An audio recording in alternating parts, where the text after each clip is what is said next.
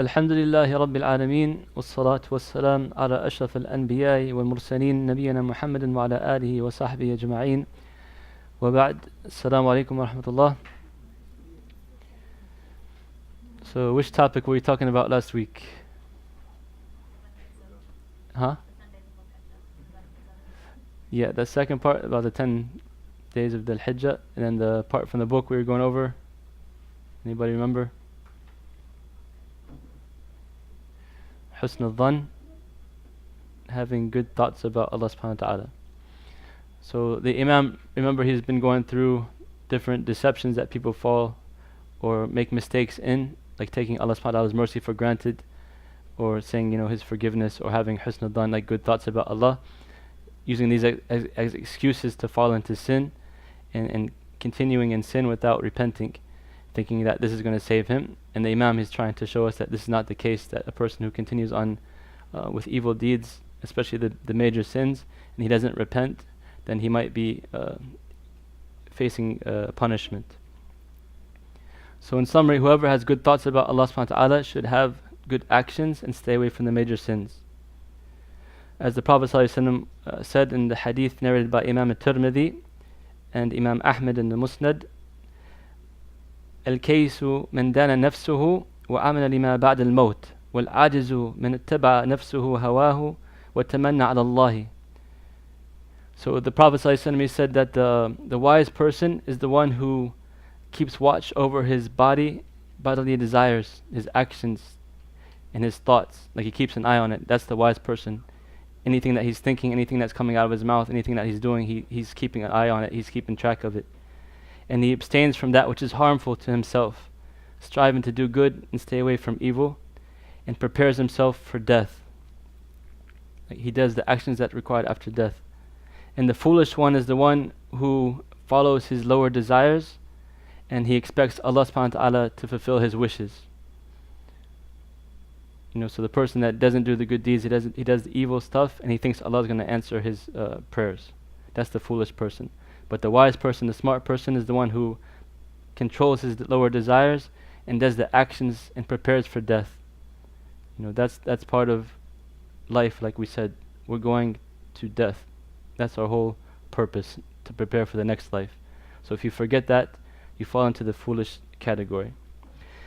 And husn al-Dhan means taking the way that will lead to success. Having good thoughts about Allah and having good opinions about Allah means taking the path that's pleasing to Allah, that will lead to success.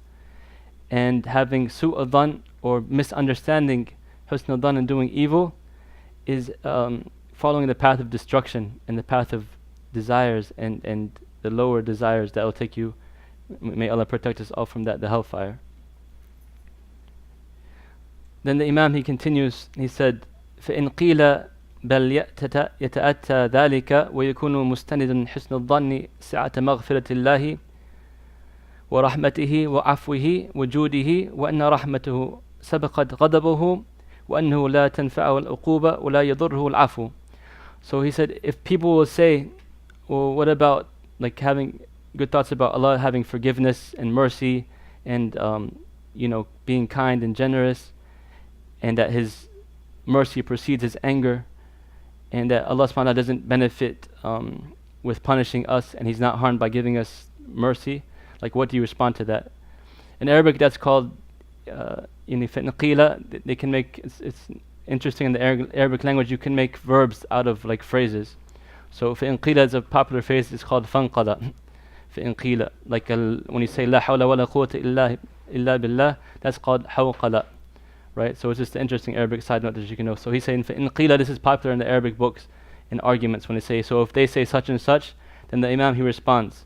He says, so if they say that Allah, but what about Allah's mercy and forgiveness and generosity, and that he doesn't need to be punishing us, how do you respond to that? So the Imam says, yes, Allah subhanahu wa ta'ala is even more than you think, more loving, the most merciful, the most gracious, the most honorable, the most caring about his creation. However, we should take these characteristics along in their proper context with the other ayat and ahadith of Allah subhanahu wa ta'ala being severe in punishment, being wise and knowing what to give to the people, being strong, taking revenge, being jealous. These are also characteristics of Allah subhanahu wa ta'ala. right? And he will take people to account for their sins, and he warns. He said, if the case was that you just have husn al-dhan, like it's just lip service, you say like Allah subhanahu wa ta'ala is, I'm going to have good thoughts about Allah and do good, then in that case, the evildoer and the good doer are going to be the same, or the believer and the disbeliever are going to be the same, because everybody thinks good about Allah, that they're not going to be punished, that they're going to go to Jannah, right? Everybody says that, but that's just lip service. So if you really believe in that you believe Allah subhanahu wa ta'ala and have good thoughts about Him and you love Him, then you will do the deeds that's pleasing to Him, and you will restrain yourself from the evil that He has forbidden us from doing. He goes on, the Imam, to say that husn al-dhan is for the one who repents, regrets doing evil, turns away from it, and tries to turn his bad deeds into good deeds, chasing after the hasanat until the day he meets his Lord. So the real person has husn al-dhan, he stops doing the evil, like the great sins. He stops himself from doing it, and he turns back to Allah subhanahu wa ta'ala and repents. And he strives for the rest of his life as hard as he can to get good deeds so he can meet Allah with a pure heart. Allah subhanahu wa ta'ala, He says in Surah Al-Baqarah, إِنَّ الَّذِينَ آمَنُوا وَالَّذِينَ هَاجَرُوا وَجَاهَدُوا فِي سَبِيلِ اللَّهِ أُولَٰئِكَ يَرْجُونَ رَحْمَةَ اللَّهِ وَاللَّهُ غَفُورٌ رَحِيمٌ. Indeed, those who have become faithful or believe, and they migrated and struggled in the path of Allah, these are the ones who expect Allah's mercy, and Allah is all forgiving, all merciful. So Allah subhanahu wa ta'ala is describing the ones who are believing in Him and struggling and striving and doing good deeds. These are the ones that can expect His mercy and His rahmah and His maghfirah, right? In another ayah, Allah says, ثُمَّ إِنَّ رَبَّكَ لِلَّذِينَ هَاجَرُوا مِن بَعْدِ مَا فُتِنُوا ثُمَّ جَاهَدُوا وَصَبَرُوا إِنَّ رَبَّكَ مِن بَعْدِهَا لَغَفُورٌ رَحِيمٌ. Then indeed your Lord, to the one who was migrated and who after they were being persecuted and they waged jihad and were patient, indeed after that your Lord will be all forgiving, all merciful. So He's saying, after you do the good deeds, that's when the mercy and rahmah comes from Allah subhanahu wa ta'ala. Right? You don't spend your life in sin and evil and doing all types of bad things that Allah subhanahu wa ta'ala is angry with, and you say, I'm going to get Allah subhanahu wa ta'ala's rahmah and maghfirah.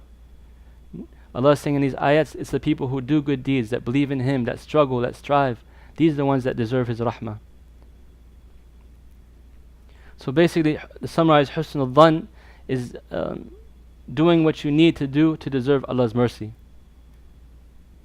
If you really have good thoughts and good opinions about Allah, do what you have to do to attain His mercy, which means doing what He's commanded and staying away from that which He's forbidden, purifying your heart, purifying your actions, getting closer to Allah subhanahu wa ta'ala.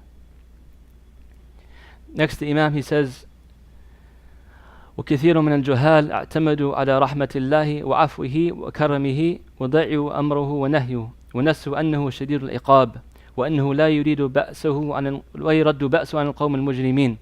He said the foolish people or the ignorant ones, they depend on Allah subhanahu wa ta'ala's mercy and pardoning and generosity, but they lose His commands and His forbiddances, meaning that they don't establish what Allah subhanahu wa ta'ala's command. They don't make their salat, they don't fast, they don't give their zakat, for example, they don't make hajj.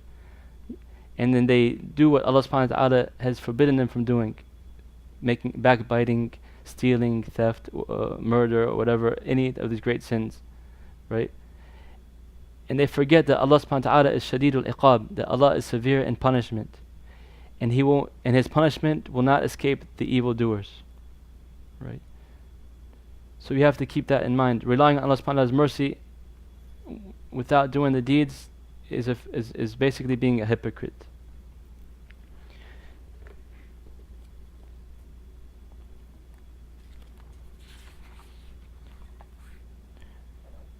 And he said, رجاؤك لرحمة من لا تطيعه من الخذلان والحمق.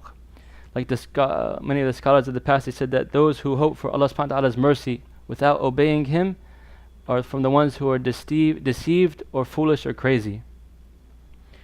وقال بعض العلماء من قطع عضوا منك في الدنيا بسرقة 3 دراهم لا تأمن أن تكون عقوبته في الآخرة نحو ذلك.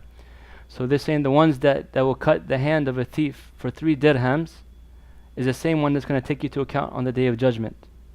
So don't think just for 3 dirhams a person's hand gets cut, how he will deal with you in the next life. And Hassan al-Basri rahimahullah, he said, Or it was said to him, أراك طويل البكاء فقال أخاف أن يطرحني ولا يبالي بي. He said, somebody came to Hassan al-Basri and said, like, I see you that you're crying much, you cry often, why do you cry so much? And he said that I fear Allah subhanahu wa ta'ala will throw me away and forget about me, meaning the hellfire. وَنَعُوذُ بِاللَّهِ مِنْ ذَلِكَ. That's Hassan al-Basri, one of the Sayyid al-Tabi'een, one of the best of the pious predecessors. And he's scared to be thrown into the hellfire. وكان يقول إن قوم ألتهم أماني المغفرة حتى خرجوا من الدنيا بغير توبة. And he used to say also, some people, they were fooled by depending on Allah subhanahu wa ta'ala's mercy and still doing like the evil deeds until they died and they never got a chance to make tawbah. Because if you don't make tawbah from the major sins, then you're under the mashiyah of Allah subhanahu wa ta'ala. You might be ending up getting punished. وسأل رجل الحسن فقال يا أبا سعيد كيف نصنع بمجالس أقوام يخوفوننا حتى تكاد قلوبنا تطير. They said, some people went to him and asked him, Oh Hassan, oh Abu Sa'id, that was his kunya, he's the father of Sa'id. He said, what do you say about a people that when we sit next to them, they scare us so much that our hearts are about to fly. فقال والله لن تصحب أقواما يخوفونك حتى تدرك أمنا خير من أن تصحب أقواما يؤمنونك حتى تلحق المخاوف.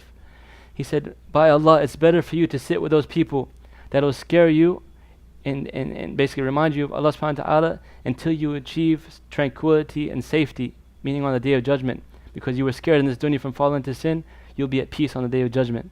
He says, it's better for you to sit with them than to sit with those who will make you comfortable and relaxed and then you get scared on the day of judgment.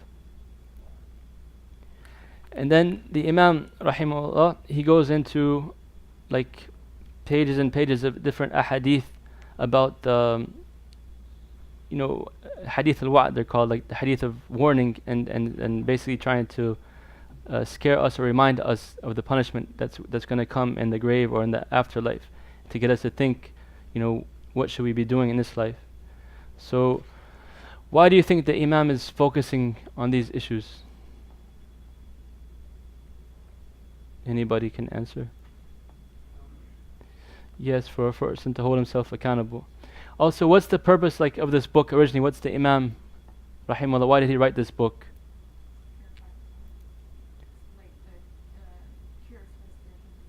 To cure us from spiritual disease. So the first person that asked him, that wrote to him, what did he ask him? Remember? Like the reason behind this book, somebody had wrote the Imam a letter. Anybody remember what the letter said?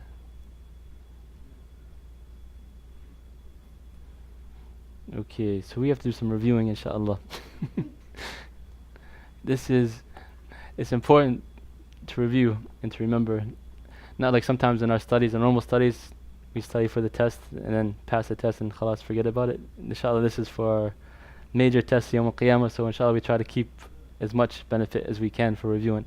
So the original purpose of the book, the man, he wrote to the Ibn Qayyim rahimahullah, asking him, saying that he's fallen into major sins and he's basically has a sickness and he can't stop doing it.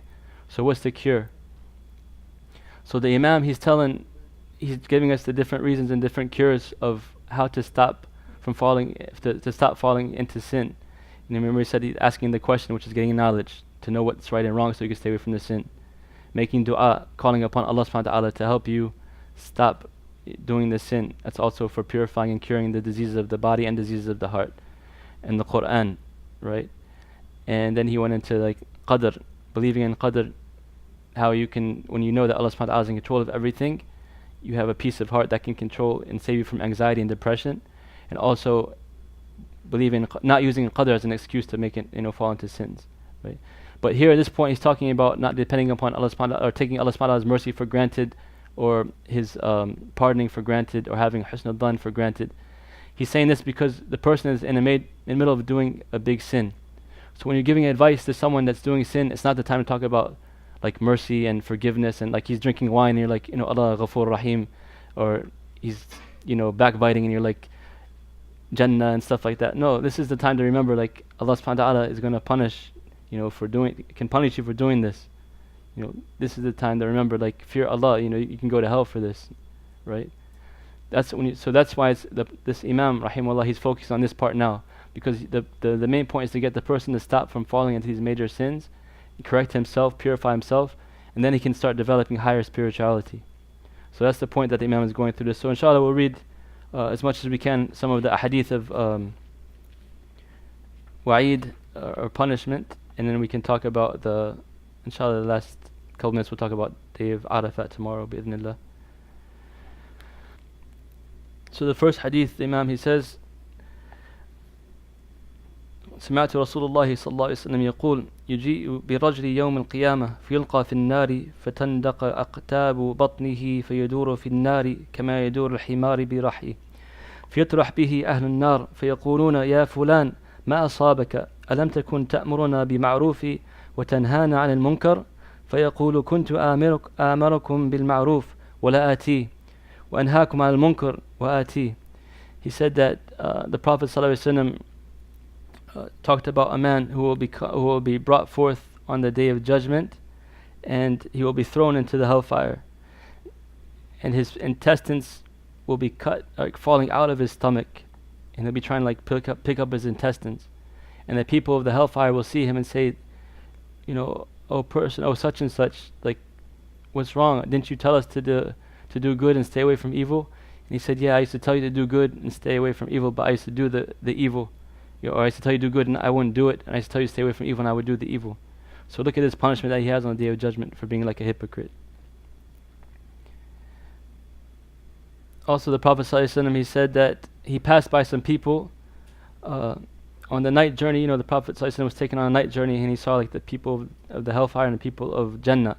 So when he passed by the people of the hellfire, he saw people having their lips cut with scissors of fire, and he asked, who are they? And he said, these are the lecturers from your ummah. They used to enjoy righteousness on people but forget to practice it themselves. Also in another narration, the Prophet ﷺ said he was taken up to heaven, and he passed by people who had nails of copper, and they were scratching their faces and they were scratching their chest, and he said, who are these people, Ya Jibreel? And he said, these are the ones who were given to backbiting and aspersing people's honor. So imagine, you need nails of copper scratching and cutting your face up and your chest up and bleeding and being punished like that for the statement that you're backbiting a person.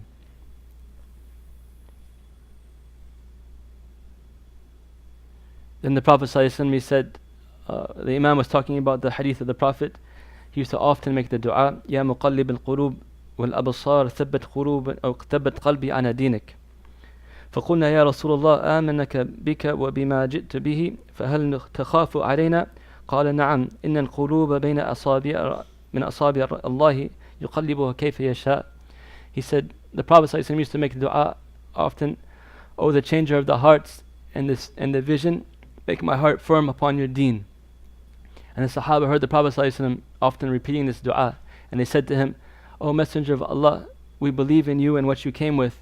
Do you fear for us? Like, are you afraid about us? And he said, yes, I'm afraid for you. And this is the Sahaba, the best of the people. He said, because the hearts are between two fingers of the Rahman, of Allah subhanahu wa ta'ala. He changes them as He wills. So the Imam is showing us these hadith that we should not feel safe. It's not guaranteed that you're going to paradise. It's not over till it's over, right?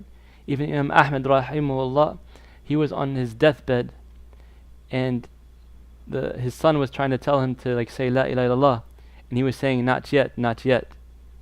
And the son was worried. He's like, this is Imam Ahmad, one of the great imams of the four madhahib. He's taught so many people. He has the books of hadith. He's one of the most pious persons he's ever seen in his life. And he's trying to tell him to say the shahada, and he's saying not yet, not yet.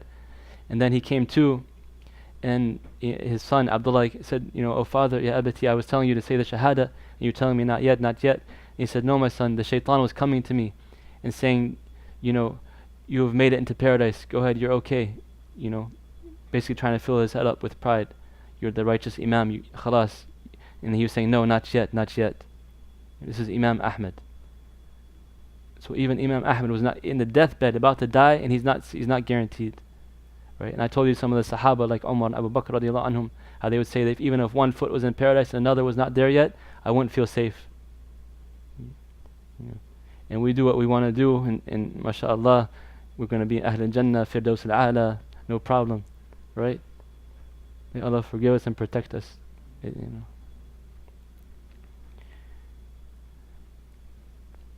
And then he narrates the hadith about the angel Jibreel alayhi salam. The Prophet sallallahu alaihi wasallam asked Jibreel, ما لي لا أرى ميكائيل ضاحكا قط قال ما ضحك منذ خلقت النار ومنذ خلقت النار. He said, the angel Jibreel, the Prophet sallallahu alaihi wasallam asked the angel Jibreel, why do I never see Mikael smiling or laughing or anything? And he said, Mikael has not smiled or laughed ever since the hellfire was created. How many thousands and millions of years? And then he tells the hadith of the two men. One, he had like everything in this dunya, all the pleasures you can think of, all the wealth, all the fame, all the glory, and yet he was a disbeliever. So on the Day of Judgment, he was dipped one dip into the hellfire, and the angels asked him, did you have any good in this world? And he said, no, I didn't have any good. With that one dip in the hellfire, he forgot all the good that he's done, or all the good he had in this dunya. Then he mentions the long hadith about on the Day of Judgment, or the way that the person, when he dies, inshallah I'll try to summarize it the best I can. So when the grave is dug, and then the person is buried in it, two angels will come to him and ask him to sit up and ask him some questions. They will say, the first one, who is your Lord? And the believer will say, my Lord is Allah. They will ask him, what is your religion? He will say, my religion is Islam. They will ask you, what is your opinion about the man who was sent on a mission to you? He will say, he is a messenger of Allah, Muhammad sallallahu alaihi wasallam. They will ask, who made you aware of this? He will reply, I read Allah's book, believed in it, and considered it to be the truth. Then, this is the statement of Allah subhanahu wa ta'ala, يُثَبِّتُ الَّذِينَ آمَنُوا بِالْقَوْلِ الثَّابِتِ فِي الْحَيَاةِ الدُّنْيَا وَفِي الْآخِرَةِ. Allah establishes those who believe with the word that stands firm in this world and the next. Like Allah, when you believe firmly in Allah subhanahu wa ta'ala, He will make your heart firm to answer these questions in the grave. When the angels come, right, if you're a believer, He'll make your heart firm for that, to answer the questions, and in the next life, fil akhirah. So then the angels, they will say, this man has spoken the truth, and a bed from paradise will be spread for him, and it will clothe him in the bed of paradise, and the air with the most beautiful perfume will surround him. And the space will be made in his grave as far as the eye can see, and he will, be in peace and comfort and tranquility. And the angels will come to him and give him the glad tidings, and he'll see his good deeds that'll be companion for him. As for the one who died as an infidel or a disbeliever, his spirit will be restored to him, and the two angels will come to him and ask, who is your Lord? And they will say, ahin, like, alas, I can't, I don't know, la adri.